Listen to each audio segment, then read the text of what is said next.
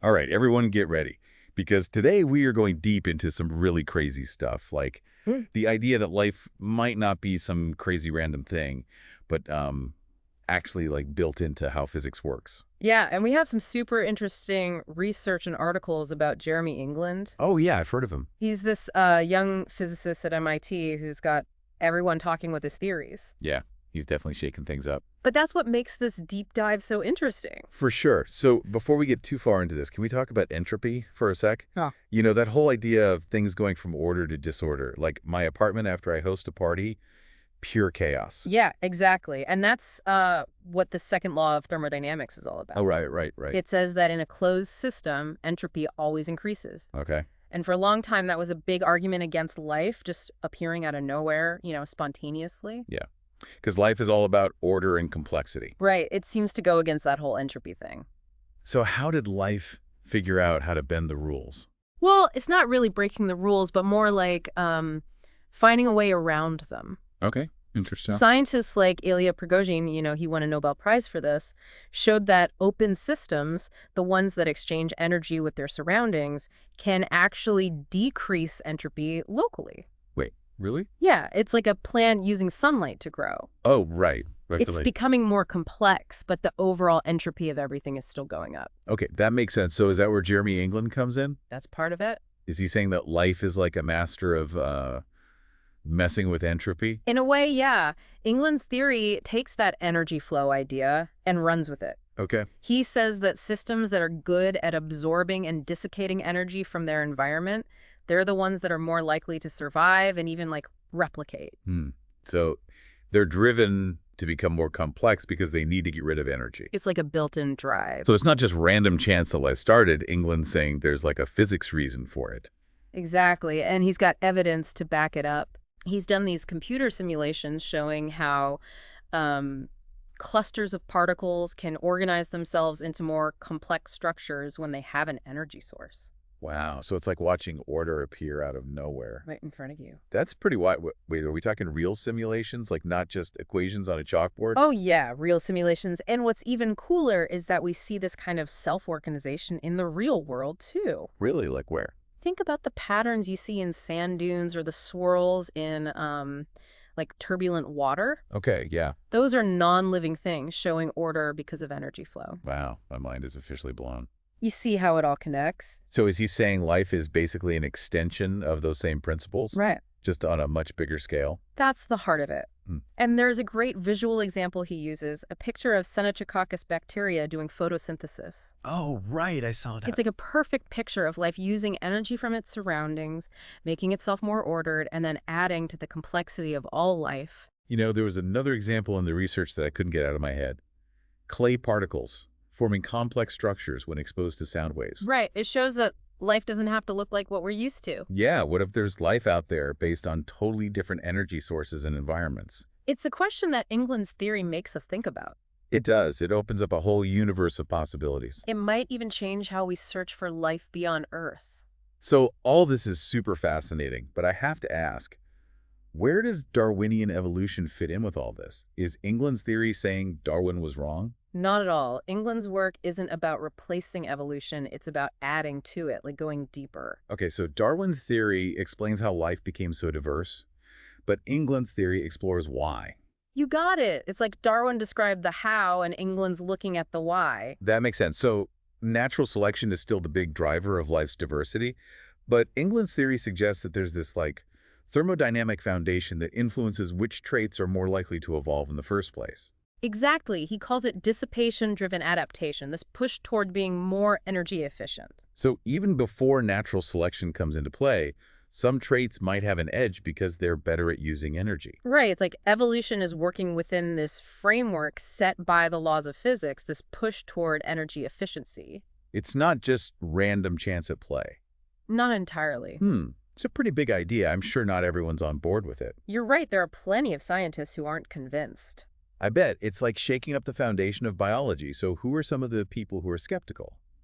And what are their main concerns? Well, one of them is Eugene Shoknovich, a professor at Harvard. Okay, what's his take? He says England's ideas are interesting, but he's cautious. So he's saying, hold on, let's not rewrite all the textbooks just yet. Something like that. But even skeptics are intrigued. Oh, yeah, most scientists agree that England's math is solid, but they're not sure about how he's interpreting it. They're not buying the whole "this formula explains life" thing. It's a big claim. It's one thing to see it in simulations, but proving it's happening in the real world and all its messy complexity, that's a whole other challenge. Yeah, that makes sense. But that's what makes this field so exciting. It's like we're on the edge of something big, pushing the boundaries of what we know about life and the universe. And that's what we love about these deep dives. Absolutely. So much to discover, so much to explore. Exactly. Welcome back to our deep dive into the physics of life and Jeremy England's theory. It's mind-blowing to think that physics could explain how life began. We talked a lot about the past last time, but I'm curious about what England's theory means for the future. That's a great question. Like for life here on Earth and maybe even out there in space. It really does open up a lot of possibilities. Yeah. If life is a result of energy flow and this drive toward dissipating energy, then anywhere you have an energy source, you could have life. So we're not just talking about carbon-based life forms like what we see here. Right. England's theory allows for life as we don't know it. Life could be based on totally different chemistry, using energy sources we haven't even thought of. So it challenges our whole definition of what life is. Exactly. That's some serious sci-fi stuff. But are there any hints, even small ones, that these possibilities might be real? There are some clues. Like what? Remember those clay particles we talked about? The ones that self-assemble into complex structures when exposed to sound waves? Yeah. That's an example of how non-biological systems can show order, when driven by energy. It's not life as we know it. But it shows that self-organization can happen in unexpected ways. And it makes you wonder what else might be out there. That's the beauty of England's theory. It makes us think bigger. It forces us to think about the possibility that life might be way more diverse and more common than we thought. Definitely mind-blowing. But even if we just think about Earth, England's theory is still a big deal. Absolutely. It changes how we see evolution on our own planet. Remember that idea of dissipation-driven adaptation? Yeah. That push toward being energy efficient? Yeah. That process could have been a major factor in shaping all the different life forms we see. So some traits might have evolved not just because they helped organisms survive, but because they were better at using energy. Right. It's like evolution has this underlying push from physics, this push towards energy efficiency. So natural selection is still important, but it's working within this framework. Exactly. I'm starting to see how this adds a whole new layer to our understanding of evolution. It's not just survival of the fittest, it's also survival of the most energy efficient. And this has implications for how we think about the future of life on Earth, too. Right. As our environment changes, those organisms that can adapt to new energy sources will have a big advantage. Makes sense. This is all connecting now. It is. England's theory helps us see the challenges of climate change in a new light. Definitely. It's not just about cutting emissions, it's about understanding how life itself adapts to energy constraints. And how we can learn from that. Right, we're part of this giant web of energy flow. Exactly. And our actions have ripple effects. Okay, so we've talked about the future, but let's go back to the beginning, to the origin of life. Okay.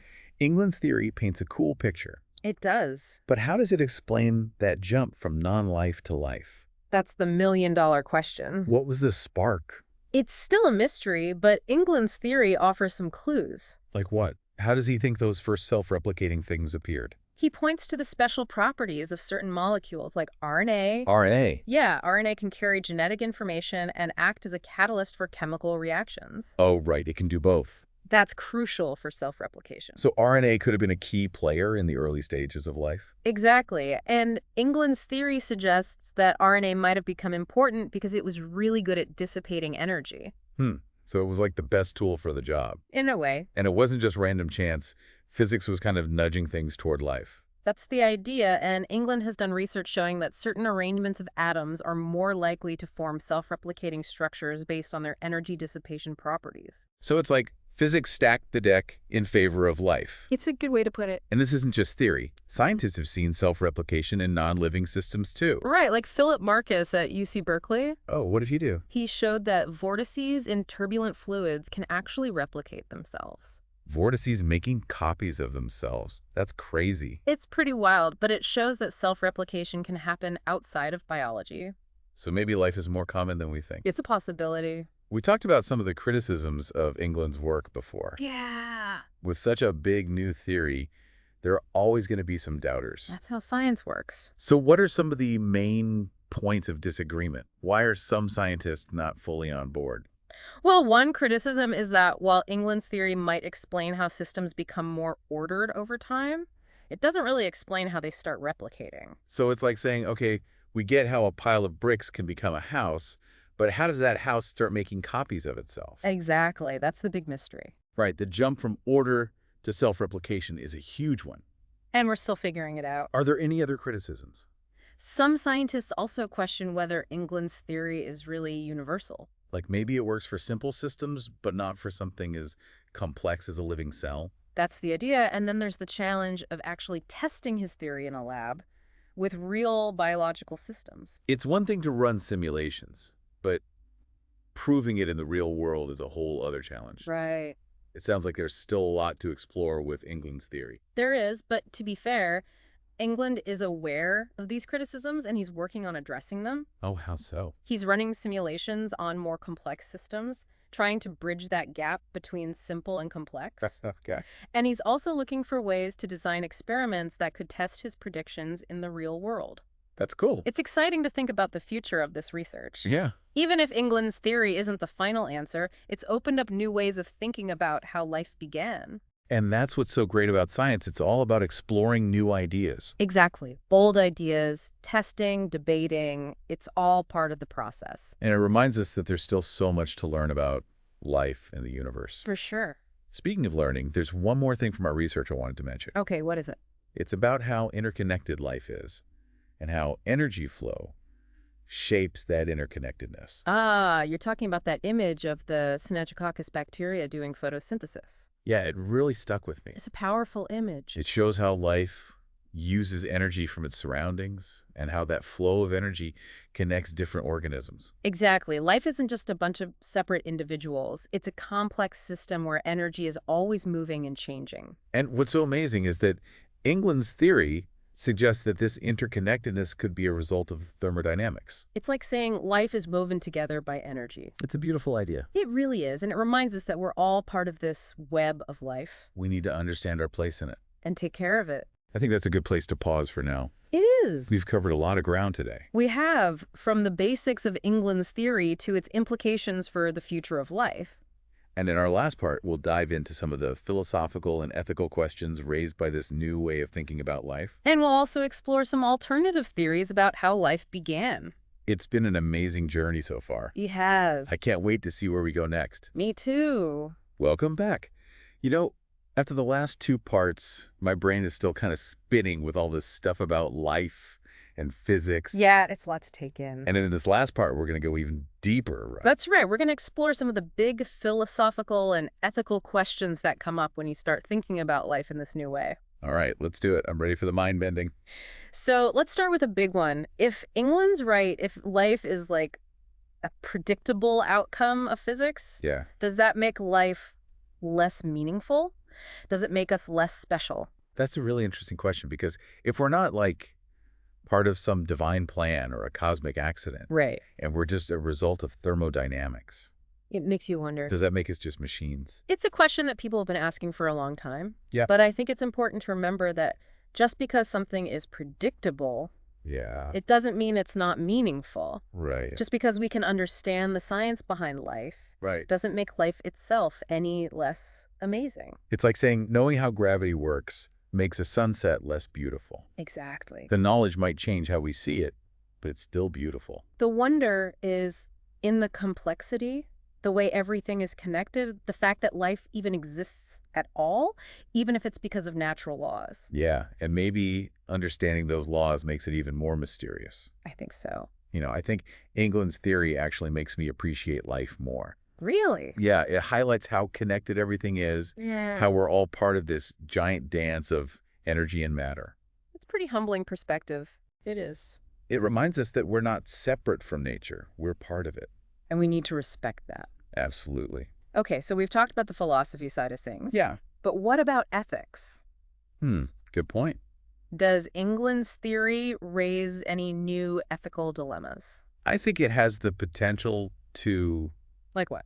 well, if we can figure out how life started, Could we create life in a lab? Oh, wow. And if we can, should we?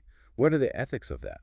That's a big question. It's like opening a can of worms. It is. We could gain a lot of knowledge and power. But with that comes responsibility. Big responsibility. And there are other ethical things to think about, too, if we see life through this lens of energy efficiency. Right, like England talks about. How does that change how we see our place in the world? How we interact with the environment? Those are big questions. They are, and we can't just reduce them to simple physics equations. We need to think about them carefully. We need to have conversations about the implications of these scientific discoveries and make sure we use this knowledge for good. So science and ethics need to work together. They do. We can't just focus on what's possible. We also need to think about what's right. Exactly. You know, it's important to remember that England's theory isn't the only one out there. Right. There are other ideas about how life began. We should talk about some of those. Okay, which ones are you thinking of? Well, there's the RNA world hypothesis. Oh, yeah, we touched on that earlier. It says that RNA, not DNA, was the main carrier of genetic information early on. Because it can do both, store information and catalyze reactions. It's interesting how all these theories connect. It is. They all add to the puzzle. And then there's the metabolism first hypothesis. Ah, yes, that one's interesting too. It says that life started with simple chemical reactions. Right, networks of reactions that gradually became more complex over time. And eventually led to self-replicating systems. So many different possibilities. There are a lot of ideas out there. And maybe we'll never know for sure how life started. Maybe not. But the search for answers is important. It is. It pushes us to learn more about the universe and our place in it. It's a journey of discovery. And even if we never find the final answer, we learn so much along the way. So as we wrap up this deep dive, what are the key takeaways? Well, we explored Jeremy England's theory, which is a pretty radical idea. It is. It suggests that life might be a natural outcome of physics. Right. It's all about energy flow and entropy. And we talked about the big philosophical and ethical questions that this theory raises. It's a reminder that science has implications that go beyond the lab. And we looked at other theories, too, showing that the origin of life is a complex problem. With no easy answers. It's a puzzle that we're still trying to solve. But even without a definitive answer, the search is valuable. It helps us understand the world better. And appreciate the beauty and complexity of life. So to everyone listening, keep exploring, keep asking questions, stay curious. The universe is full of mysteries waiting to be discovered. And you never know what amazing things you might find. Thanks for joining us on this deep dive.